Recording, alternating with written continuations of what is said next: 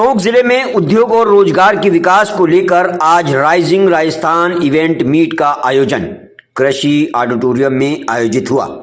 प्रदेश भर के करीब 82 इन्वेस्टरों ने विभिन्न सेक्टरों में एमओयू किया। Rising Rajasthan invest meet Tonk का शुभारंभ कैबिनेट मंत्री कन्हैयालाल चौधरी, ऊर्जा एवं प्रभारी मंत्री हीरालाल नागर ने किया। इस दौरान मंत्री कन्हैयालाल चौधरी ने संबोधित करते हुए पूर्ववर्ती गहलोत सरकार को जमकर आड़े हाथों लिया। मंत्री चौधरी ने कहा कि गहलोत सरकार ने भी इन्वेस्ट मीट का आयोजन किया था, लेकिन धरातल पर कुछ भी नहीं उतर पाया। टोंक से संवाददाता नासिर खान की रिपोर्ट। पूरे राजस्थान के अंदर नहीं, पूरे देश और विदेशों में जाके हमारे मुख्यमंत्री जी ने यहाँ पे को इन्वेस्ट करने के लिए जो वातावरण बनाया है, उसका सबसे बड़ा मकसद है कि यहाँ पे इंडस्ट्री लगे, यहाँ पे लोगों को रोजगार मिले।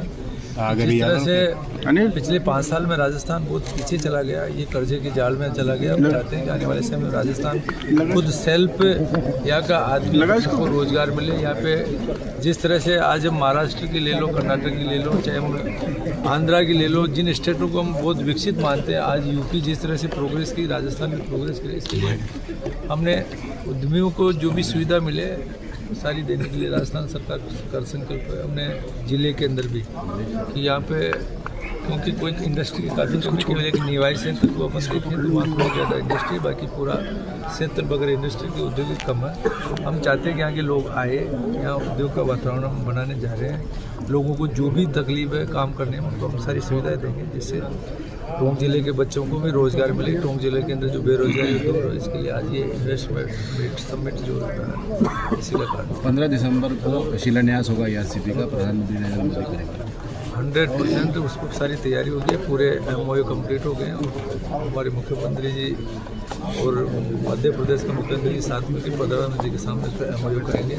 और सबसे बड़ी खुशी की बात है कि जहाँ मूल जो हमारी पूर्व मुख्यमंत्री जी के समय के अंदर जो पानी जो हमें मिल रहा था, 2400 MCM पानी मिल रहा था, और कांग्रेस वाले कह रहे थे कि आपने सरकार बनने के बाद में जो समझौता किया है वो गलत किया है, राजस्थान के पानी का कम लिया है, केवल 1700 MCM पानी लिया है। जबकि आज जब हमने पूरी कैलकुलेशन कराई, सारी उसकी फिजिबिलिटी देखी, तो लगभग हमें 4000 MCM पानी मिल रहा था। एक बहुत बड़ा सौभाग्य की बात है कि आने वाले समय में राजस्थान के किसानों को, इंडस्ट्री को पीने के पानी की कोई दिक्कत नहीं आएगी। बहुत बड़ा सौभाग्यशाली है। आपने कहा कि CWC की मतलब सेंट्रल वाटर कमीशन की गलत जो वो है गाइडलाइन, उसकी वजह से बहुत बड़े उद्योग यहाँ से लगने से वंचित हो गए। इसमें अब रिलैक्सेशन की कोई योजना?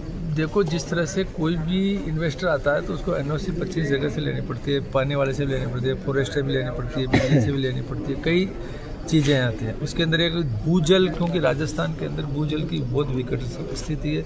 जितना हर साल बारिश में ये चार्ज होता है, सपोज करो इसमें 100 लीटर पानी अगर हम चार्ज करते हैं तो लगभग 150 लीटर पानी हम इसको बाहर निकालते हैं। तो धीरे धीरे भूजल स्तर गिरने की वजह से पूरी इंडिया गवर्नमेंट ने कानून बनाया कि कोई भी अगर पानी का दोहन करता है तो उसकी NOC ली जाती है। और NOC लेने में कभी कभी क्या होता है कि कई इन्वेस्टर जो आते हैं वो खुद चाहते हैं कि हम पानी का, चाहे हम 200 किलोमीटर से लाइन लेके आए, कहीं से भी लेके आएँ, वो पैसा हमारा लगेगा, बाकी हमें पानी उपलब्ध चाहिए। वो NOC कहीं ना कहीं टेक्निकल, क्योंकि 18 जोन ऐसे थे जहाँ पे कोई NOC नहीं देते थे, उसकी वजह से कई इन्वेस्टर जाते थे। उसके लिए हमने राजस्थान सरकार क्यों ना उसको कानून को जो वहाँ पे उनके हाथ में वो हमारे पास आए, उसके लिए हम बहुत जल्दी आने वाले जो हमारा जनवरी में सेशन चलेगा वो बिल लेके आ रहे हैं। वो कानून भी है, उसके NOC भी हम देंगे। उसका जो पैसा आता है वो पैसा भी जो सेंटर में जाता है स्टेट गवर्नमेंट वाइज है। और जहाँ वास्तव में ज़रूरत है, कहीं हमें वास्तव में पानी का दोहन ज़्यादा, हमने उसमें ये भी किया है कि जहाँ पे बिस्लेरी है, कोको कोला है, जहाँ पे वाइन के लिए जो बियर वगैरह बनती है, इसमें पानी की बहुत ज़्यादा आवश्यकता होती है। ऐसी इंडस्ट्री को हम आने वाले समय में जहाँ पानी बहुत ज़्यादा उपलब्ध है वहीं हम NOC दे, बाकी जगह नहीं दे, बाकी और जिसमें पानी की मात्रा बहुत कम जरूरत है और वो अगर कोई इन्वेस्टर तो उसके लिए ये सारी चीज़ें भी हमारी सरकार करने लगी। ठीक है, अजमेर में ख्वाजा साहब की दरगाह को लेकर अब एक नया विवाद सामने आया है। एक संभल में मस्जिद का चल रहा था, फिर एक नया। देखो, ये सब चीज़ें मैं तो ज़्यादा इसमें नहीं बता सकता। इतना ही कहना चाहता हूँ कि सबको हम मिल के, ये हमारा धर्मनिरपेक्ष देश, हम सबको साथ मिल के जो भी चीज़ें कोर्ट निर्णय करेगा, बाकी हमें शांति के साथ जो भी मिला उसका हमें काम करना चाहिए, प्रेम से रहना चाहिए। यही मैं राजस्थान की जनता से कहना चाहता हूँ हम सब मिलकर राजस्थान को विकसित बनाएं। जो सपना हमारे मुख्यमंत्री जी देते हैं उसमें हम सब भागीदार करें। तो प्रदेश प्रभारी जी का बयान कि चूहा बना दिया जाएगा, बेनीवाल जी बन गए हैं, ये इस तरह के बयान राजनीति में किस तरह के हैं? क्या प्रदेश प्रभारी के बयान भाजपा के लिए मुसीबत बन रहे हैं? बेनीवाल जी और ये सब लोग तो उनके आधार पर क्या देते हैं, बाकी ऐसा लोकतंत्र में राजनीति के अंदर सुचिता रहनी चाहिए, सबका मान सम्मान रहना चाहिए। लोकतंत्र ये प्रक्रिया है, हमारे संविधान में लड़ने की प्रक्रिया है। 100 वोट डालते हैं, अगर जिसके 51 आते हैं वो जीत जाता है। जनता जिसको चाहती है जनता जीता है, जनता मालिक है लोकतंत्र में। बाकी जो भी इस टाइप के जो बयान देते हैं, मैं तो जिस तरह से हमारे बेनीवाल जी ने दिया है और भी धीरज जी गुजर जी और भी बीच में दिए थे कि साहब अधिकारियों को थप्पड़ देंगे करेंगे, तो ये लोकतंत्र नहीं है। सब अपने अपने कार्यपालिका बनी है, संविधान में सबको अपना अपना काम करने का अधिकार है। जिस तरह से आपको हम कोई गलती करते हैं जनता के बीच में, आप हमारा प्रदर्शन करो, हमारा जनप्रतिनिधि कोई कार्यपालक या कोई सेवक अगर काम नहीं कर उसकी निगरानी हम करें। ये सारा एक सिस्टम 4 स्तंभ बने, 4 स्तंभ को मिलते हुए काम करना चाहिए। भारत को विश्व में नंबर 1 बनाने में हमारी भागीदारी। प्रदेश प्रभारी के बयान पे डिफेंसिव क्यों आ गए? प्री राइजिंग राजस्थान समिट है और टोंक जिले के जो भी यहाँ के उत्पाद हैं, एक जिला एक उत्पाद के लिए टोंक जिले में भी जो यहाँ की एक स्लेट इंडस्ट्री है, स्टोन इंडस्ट्री है, उसका एक यहाँ बहुतायत में उत्पादन हो, उसके लिए भी MOU है। और इसके अलावा कई और MOU यहाँ पर हुए हैं और उसके माध्यम से मैंने विश्वास दिलाया है हम सब ने कि जो भी यहाँ MOU है उसको धरातल पर हम उतारेंगे, उसका पूरा मॉनिटरिंग करेंगे। हमने एक सरकार ने एक ऐप बनाया है, ऐप के माध्यम से इनका MOU होगा। जो MOU हो रहे हैं उन्हें अधिकारियों की जिम्मेदारी दी जाएगी और वो समय समय पर अधिकारी MOU करने वाले उद्यमी से संपर्क करेंगे, उनको आने वाली समस्याओं का समाधान करेंगे और हम इनको एक अच्छा वातावरण उपलब्ध कराएंगे। जहाँ जहाँ भी जो समस्याएं आई है उस समस्या के लिए समाधान के लिए अधिकारियों का दायित्व दिया गया है, जिम्मेदारी दी गई है, ताकि हमारे जितने भी MOU हैं वो धरातल पर उतरें और ये समय रहते हुए इनका हम धरातल पर उतार करके और आगे रोजगार के जो जितनी संभावनाएँ वो बढ़ेगी। जिस तरह से आज राजस्थान में इन्वेस्टमेंट के लिए पूरे देश में एक वातावरण बना है और इन्वेस्टर यहाँ आ रहे हैं, तो निश्चित रूप से ये वातावरण लगातार बना रहे और यहाँ आने वाले उद्यमी को हम स्वागत करते हैं, उसका सत्कार करते हैं। एक उद्यमी हमारा आने वाला हमारा मेहमान है, उसका निश्चित रूप से हम स्वागत करते हुए उसको सहयोग करेंगे पूरी तरह से। राज्य सरकार और हमारे जनप्रतिनिधियों के स्तर पर कोई समस्या नहीं आती। इंफ्रास्ट्रक्चर बहुत बड़ी समस्या है उद्योगों के लिए।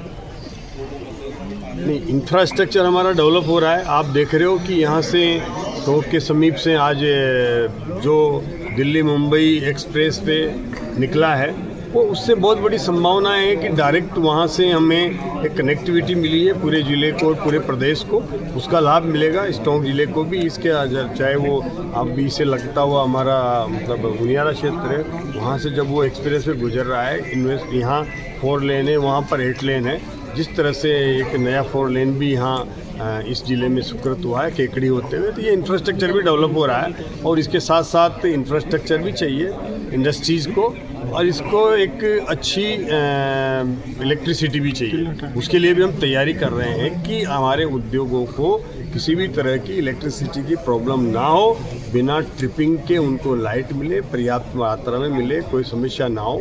और हम इस तरह से हमारी इलेक्ट्रिसिटी को बढ़ा रहे हैं, उत्पादन कर रहे हैं कि आने वाले समय में हमारा प्रदेश सरप्लस इलेक्ट्रिक उत्पादन का प्रदेश बने, जिससे कि हमें जो यहाँ लाइट की दरें बढ़ने की जो समस्या का सामना उद्यमियों को करना पड़ता है, आने वाले समय में हम इनको दरें नहीं बढ़ें, बल्कि अब हम अगले आने वाले 2 से 3 साल के अंदर दरों को और नीचे की ओर लाने का प्रयास करेंगे ताकि उद्यमी हमारे राजस्थान में आकर इन्वेस्टमेंट कर सके। मंत्री महोदय, आपने साबरमती फिल्म दिखाई है देवली मुनियारा की जीत के बाद, टोंक वाले कार्यकर्ताओं को कब दिखाने जा रहे हैं? टोंक वालों को भी दिखा देंगे, कोई दिक्कत नहीं है। हम तय करेंगे हमारे नवनिर्वाचित हमारे विधायक जी से कि वो सब कार्यकर्ताओं को साबरमती दिखाए और कार्यकर्ताओं का सम्मान भी करें, उनको निश्चित रूप से हम दिखाएंगे।